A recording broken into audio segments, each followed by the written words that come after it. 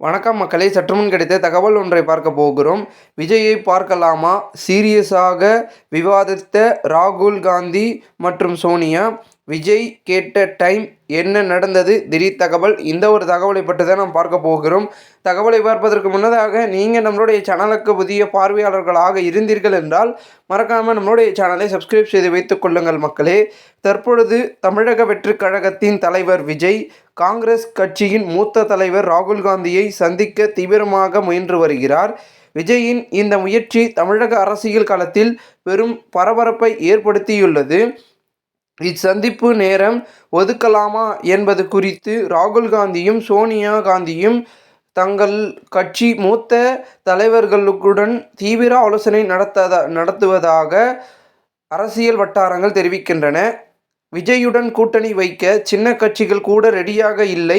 அப்படி இருக்க பெரிய கட்சியான நாம் விஜயுடன் சென்றால் சரியாக இருக்காதே, அவரை சந்திக்கலாமா வேண்டாமா என்று காங்கிரஸ் மூத்த தலைவருடன் ராகுல் காந்தி சோனியா காந்தி ஆலோசனை செய்ததாக கூறப்படுகிறது. தேர்தலுக்கு தயாராகுவதற்காக விஜய் பல்வேறு அரசியல் தலைவர்களை சந்தித்து ஆலோசனை நடத்த திட்டமிட்டுள்ளார். ராகுல் காந்தியுடனான சந்திப்பு தேர்தல் வியூகங்கள் குறித்து விவாதிக்கப்படலாம் என எதிர்பார்க்கப்படுகிறது.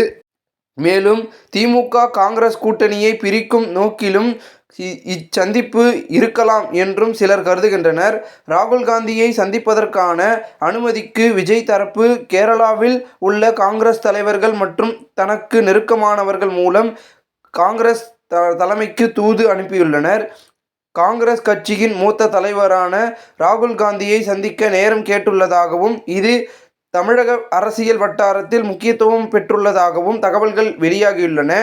இருப்பினும் இச்சந்திப்பு நடந்தால் அது திமுகவை கடுமையாக அதிருப்தியடைய செய்யும் என்பதால் ராகுல் காந்தி இதற்கு ஒப்புக்கொள்வாரா என்ற கேள்வி எழுந்துள்ளது.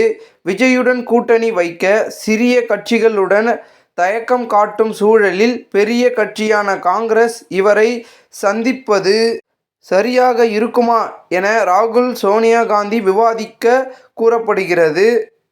காங்கிரஸ் கட்சியின் ஒரு பிரிவினர் கட்சியின் எதிர்காலத்தை கருத்தில் கொண்டு கூட்டணி மாற்றத்தின் அவசியத்தை வலியுறுத்தி வருகின்றனர். கட்சி அழிந்து கொண்டிருக்கிறது. காங்கிரஸ் வளர வேண்டுமென்றால் திமுக கூட்டணியிலிருந்து வெளியேறி வர வேண்டும். தமிழக வெற்றிக் கழகம் அல்லது அதிமுகவுடன் கூட்டணி வைத்தால் ஆட்சியில் காங்கிரசுக்கும் பங்கு கிடைக்கும். 50-60 ஆண்டுகளாக அரசியல் அதிகாரம் காங்கிரசுக்கு கிடைக்கவில்லை. அரசியல் அதிகாரம் கிடைக்க வேண்டுமானால் தமிழக வெற்றிக் கழக அல்லது அதிமுகவுடன் கூட்டணி வைப்பது அவசியம். அப்பொழுதுதான் நமக்கு பதவி கிடைக்கும். அமைச்சர் பதவி கிடைத்தால்தான் கட்சி வளரும் என்று அவர்கள் மேலிடத்துக்கு அழுத்தம் கொடுத்தனர்.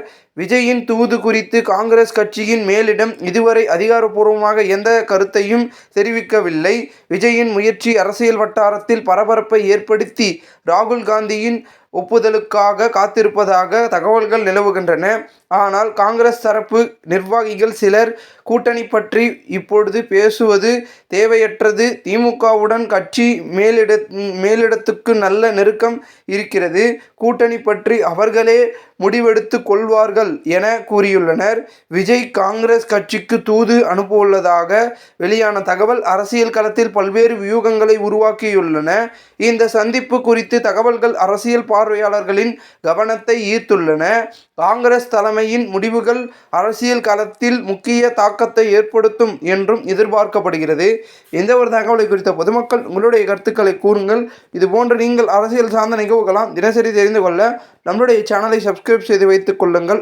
நன்றி, வணக்கம்.